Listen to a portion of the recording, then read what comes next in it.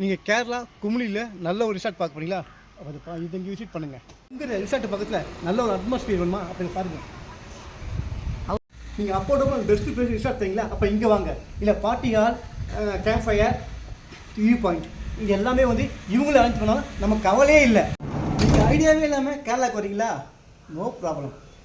உங்கள் வீட்டு பாயிண்ட் லொக்கேஷன்லேருந்து வியூ பாயிண்ட் வரைக்கும் அரேஞ்ச் பண்ணி கொடுக்க வேண்டியது இவங்களுடைய பொறுப்பு.